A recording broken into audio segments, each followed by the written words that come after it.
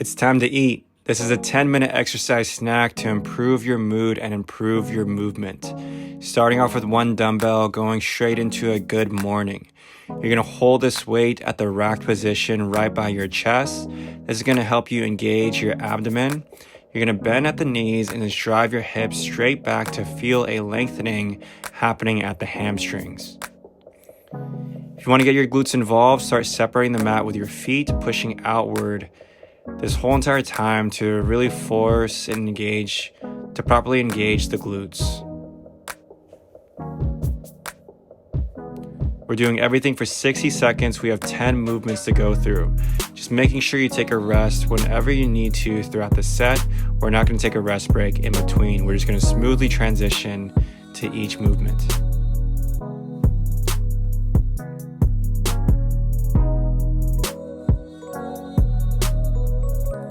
Let's get ready to go onto the ground. We're going to go into a push-up position in a moment. We're doing a push-up into a toe tap. So drop it down, go to a push-up, push back into a toe tap. Get both sides, then drop it down for another push-up. This is going to be a great way to work on our chest, our shoulders, but also lengthening the hamstrings and getting a little bit of core balancing.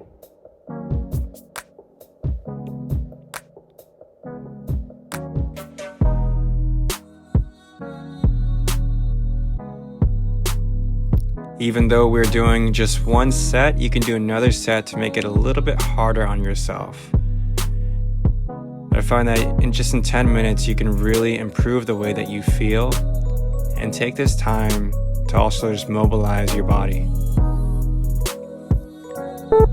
Next, we're going to grab our weights again, going straight into a dumbbell side lunge. I'll show you a few ways that you can do this one. I'm going to the rack position just like we did earlier with a good morning. But in a moment, I'm also going to show you another way that you can do it where you just hold onto one hand and you'll go ahead and alternate to both sides. We are sliding over to each leg, staying in this wide stance. But we also want to make sure that we're also pushing our hips back to feel a nice hinge in the body. Here's the other variation that we have. Alternating sides.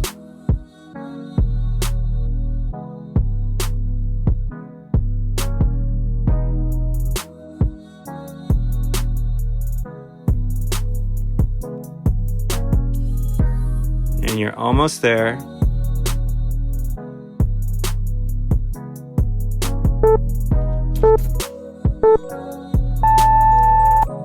Beautiful. Coming onto the ground, going into a planked row to a loaded beast. So you're going to go row both sides and then going into a loaded beast right after.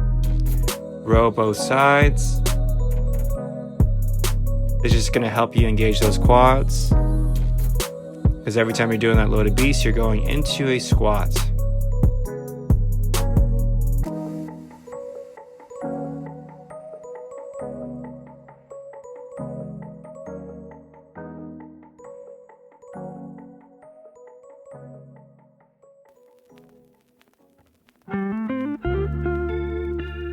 So keep going back and forth from the upper body to the lower body.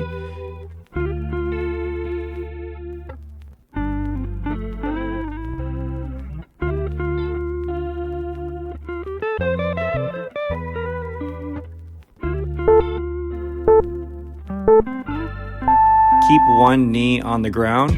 We're going to a kneeling clean and press. So if my right knee's on the ground, the right hand is holding the weight. I love this version because you're going to be able to engage your core a little bit more, as well as getting a little bit of a hip sway forward to create more power. We're going 30 seconds each side, so not a full minute on one arm.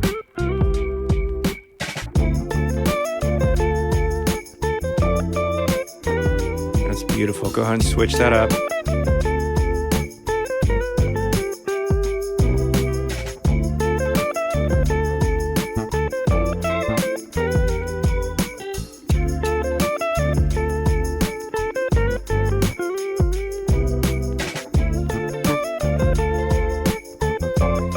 last few seconds.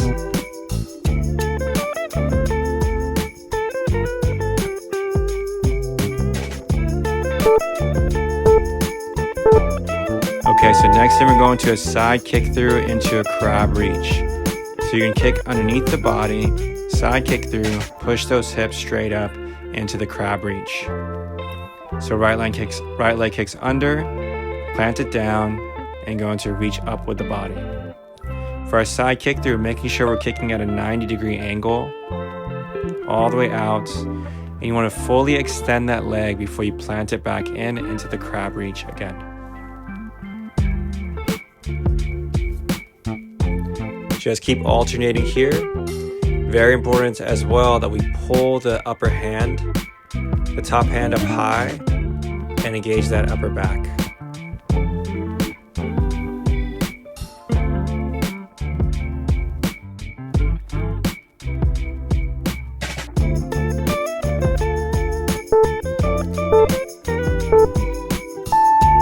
Come into a kickstand deadlift, we're just going to alternate the leg position. You want to bend at the knee and press your hips back.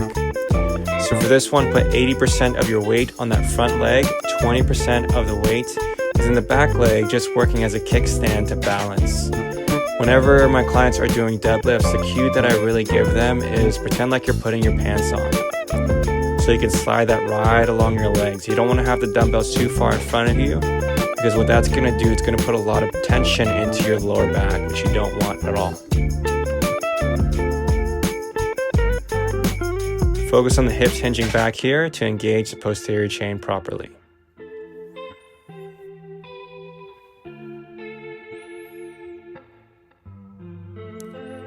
And let's go back onto the ground. We're going into a plank up to a reach. Making sure that we alternate whichever hand comes up first, because that's going to be engaging the triceps primarily. And after that, you want to make sure that you reach your hands up as well, helping you work on a little bit more balance as well as the posterior chain. Notice here how I'm not really reaching up all the way. Probably because I have super tight lats, because I do pull-ups all the time, but make sure you're maximizing that. So you're reaching up as high as you can and going slow throughout that movement.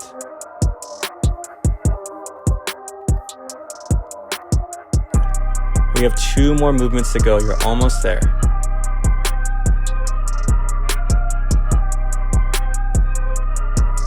Beautiful work, everyone. Second to the last thing coming up right here. We're going back onto our feet. We're going into rear deltoid rows with a pulse. What makes it a rear deltoid row is the angle that we're taking, which is about a 45-degree angle. I love to create the pulse, which I think really helps you engage those shoulders a little bit more. Showing you from a different angle.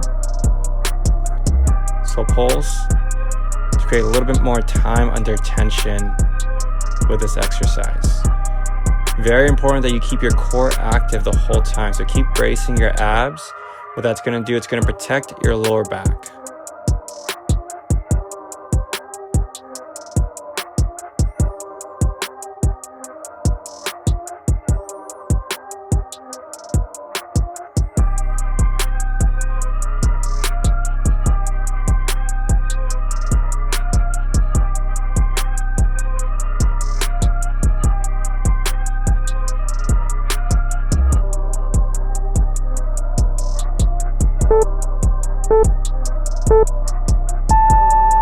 Okay, so we're going into the last movement, which is a reverse crunch. You want to hold the weight up above the head, optional to bring it back a little bit to engage your core a little bit more. I find this takes a lot of tension away from the lower back as well. Just going slow here. If you are feeling lower back tightness, then making sure your lower back stays flat on the ground.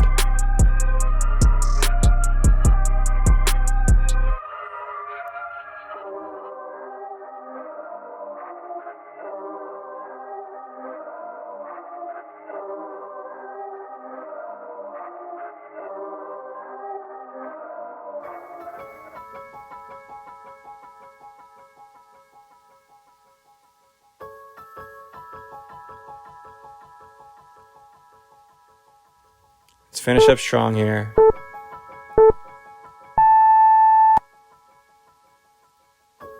But thank you so much for joining me. Sending you a big old peace sign and lots of love. I appreciate you. Have a beautiful rest of your day.